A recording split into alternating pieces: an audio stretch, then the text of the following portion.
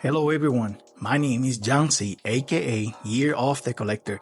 If you watch my content in any platform before today, you know I'm a bit of a Spider-Woman stan. So in the spirits of living up to that mantle, here's more Spider-Woman content for your amusement. The following is a repost from my TikTok channel. Looking back at a lot of the content that I made on that platform, I would really hate if some of that content gets lost because I understand people are not scrolling down on my page to look for old videos. So to make it more accessible, I'm posting it here on my YouTube channel. Without further ado, here's the many times Jessica Drew was snubbed out the MCU. Please enjoy. Listen, I can't tell you when she's going to be in a movie because Marvel and Sony continue to miss opportunities to introduce Jessica to the MCU. There has been so many opportunities, I'm just gonna make this into a series. This is part 1. Let's start with an easy one, the Avengers. I know these are the heavy hitters, but hear me out. Marvel teased Jessica joining the Avengers in 1982 when the Wasp wanted to add more females to the team. She officially joined the team in 2004 and fought alongside the Avengers all the way until 2015 when she quit the team to become a bounty hunter. She's been tight with Nick Fury since day one. They have worked together in S.H.I.E.L.D. and he was responsible for Jessica knowing the truth about Hydra and eventually deserting them. Steve Rogers has known Jessica since forever at this point. They've shared many moments and he handpicked her for the new Avengers. When it comes to Thor, he will move heaven and earth to help rescue Jessica. Thor also thought so highly of Jessica, he believed her to be worthy of wielding Mjolnir. And don't even get me started with Bruce Banner. Not only did she save his life from some wacko scientist, but they're quite fond of each other. She's very close not only with the Hulk, but with Bruce Banner as well. To the point, she used to tease him and bother him because she's not afraid of him turning into the Hulk. Her love for Bruce Banner goes so deep that when he died during Civil War II, she lashed out at Carol Danvers, her best friend. Here we go again with another installment in this series of the missed opportunities by Sony, Marvel, and Disney to introduce Jessica Drew, the OG Spider-Woman in the MCU. Today's miss goes to Captain Marvel, the movie. In Avengers Annual number 10, Jessica Drew saved Carol Danvers' life. Carol had lost her powers to Rogue, who threw her down the Golden Bridge. Jessica took her to the hospital, and even though she didn't know Carol, she stayed to monitor her recovery. Jessica's concern grew after realizing the strange woman was not recovering, so she contacted the X-Men to help her. Of course, Carol turned out to be Miss Marvel, a fellow superhero and an Avenger.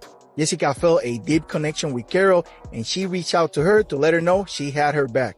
Jessica and Carol have been best friends ever since, through the House of M, Civil War, Secret Invasion.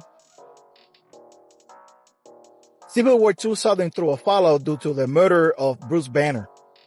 But eventually they made truce, and they both have been there for each other in their good times and in their not so great times, a testament to their friendship. Nothing against Kamala Khan or Monica Rambeau, who have shared the Miss Marvel mantle at some point, but they're not Carol Danvers' day one.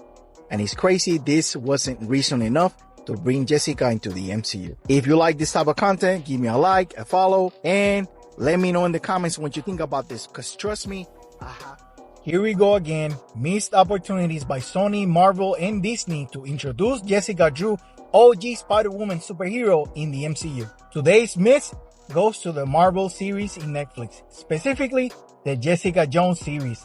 Jessica Jones was created by Brian Michael Bendis and she made her first appearance in Alias number 1.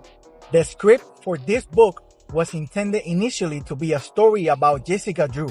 Here's a clip from Comic Pop explaining it. Like Bendis pitched them a script, which was originally called Jessica Drew, or Alias, and it was starred Jessica Drew, the Spider-Woman. And Marvel's like, no, you can't use her. I don't care if we haven't used her in decades, you can't have her. No spider, sacred. And hyphen person is going to do this. That's right. I feel like DC wouldn't let Alan Moore use real characters. Yeah, exactly. Yeah, you have to create your own. So Bendis did, but still created and set into the Marvel universe. Right. But So let me show you all the proof. Just look and listen. Alias is about a female private investigator who used to be a custom superhero who rubbed shoulders with the Avengers and was close to Carol Danvers, aka Miss Marvel. That sounds awfully familiar to Jessica Drew. The powers that be, however, did not want established characters to be cursing and having sex on panels, so they told Bendis to create his own characters for his own book. Bendis would not be deterred.